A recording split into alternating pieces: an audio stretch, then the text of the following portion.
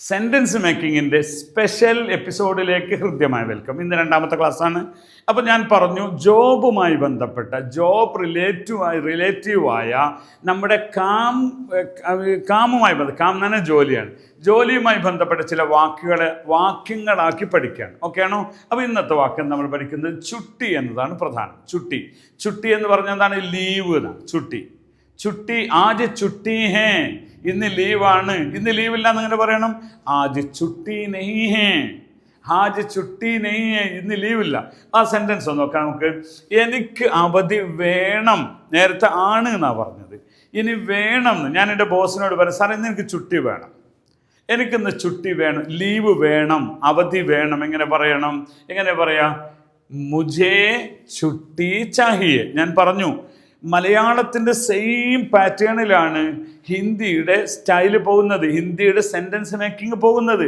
എത്ര എളുപ്പമാണിത്. എന്നിട്ട് നമ്മൾ ആൾക്കാർ പറയൂല ഹിന്ദി. എങ്ങനെ പറയാം? അങ്ങനെ പറഞ്ഞു നോക്കി നിങ്ങൾ.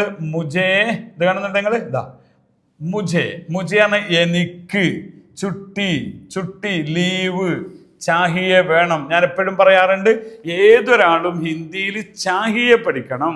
ചാഹിയെ, മുझे ചുട്ടി ചാഹിയെ. എങ്ങനെ പറയാം? മുझे ചുട്ടി ചാഹിയെ. ഓക്കെ ആണോ? ഓ നിങ്ങൾ നോക്കൂ. മുझे എനിക്ക്, ചുട്ടി ലീവ്, ചാഹിയെ വേണം. ഓക്കെ ആണോ? അപ്പം അങ്ങനെ തന്നെ പഠിക്കണം. അത് നമ്മൾ മലയാളത്തിലൂടെ പോയാൽ മതി. ഏതൊരു ഭാഷയും കമ്മ്യൂണിക്കേഷനാണ് അടിസ്ഥാനമെങ്കിൽ അക്ഷരങ്ങൾക്ക് ഒരു പ്രാധാന്യം. ഞാൻ ഹിന്ദി നന്നായി വായിക്കും. ഇതാ നിങ്ങൾ നോക്കും. മുझे ചുട്ടി ചാഹിയെ. ഇവിടെ മുझे ചുട്ടി ചാഹിയെ എന്നാണ്. ഇന്ന് എന്നാണെങ്കിലോ എങ്ങനെ പറയണം? മുझे ആജ് ചുട്ടി ചാഹിയെ, മുझे ആജ് ചുട്ടി ചാഹിയെ. നാളെയാണെങ്കിലോ മുझे കൽ ചുട്ടി ചാഹിയെ, എനിക്ക് നാളെ ലീവ് വേണം.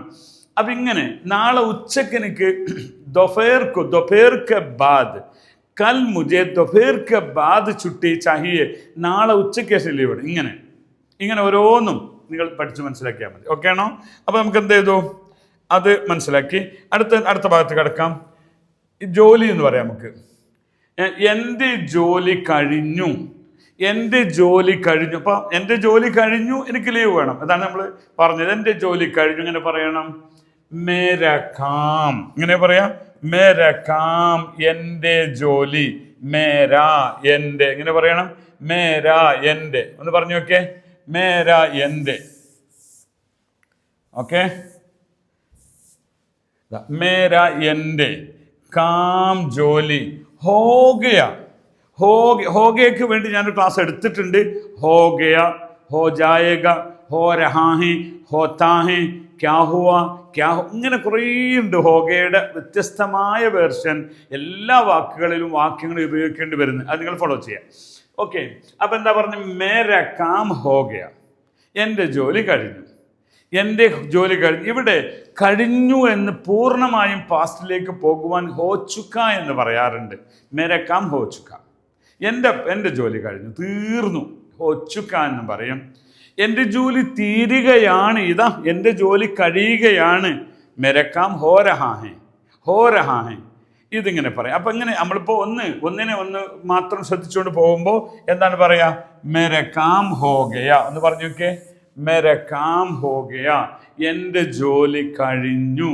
മേര കാം ഹോഗയ, എൻ്റെ ജോലി ഇതാ ഇപ്പോൾ കഴിഞ്ഞു എന്നാണെങ്കിൽ എന്ത് കൂട്ടി കൊടുക്കണം? മേര കാം അഭി ഹോഗയ. ഇങ്ങനെ പറയാം. എൻ്റെ ജോലി ഇതാ ഇപ്പം തീർന്നു. അഭി ഹോഗയ. ഓക്കെ ആണോ? അപ്പൊ നമ്മൾ എന്താണ് ഇവിടെ എൻ്റെ ജോലി കഴിഞ്ഞു എന്നതിനും അതേപോലെ തന്നെ നമ്മൾ എവിടെയും പറഞ്ഞു, രണ്ട് രീതിയിൽ നമ്മൾ ഇതിനെ പറഞ്ഞു. രണ്ടാമത്തെ എന്താണ്? ഓക്കെ, നോക്കൂ. ചുട്ടി ചാഹിയെ, രണ്ട് വാക്കാണ് നമ്മൾ പഠിച്ചത്. ഒന്ന് ലീവുമായി ബന്ധപ്പെട്ടതും ജോബുമായി ബന്ധപ്പെട്ടതും. ഇതിലേക്ക് നിങ്ങൾ മറ്റു വാക്കുകൾ ചേർത്ത് പറയാൻ പഠിക്കുക. അടുത്ത വീഡിയോ ആകുമ്പോഴേക്ക് ഈ പഠിച്ചതിൽ നിന്ന് വ്യത്യസ്തമായ സെൻറ്റൻസുകൾ ഉണ്ടാക്കി प्रैक्टिस कर लीजिए। धन्यवाद।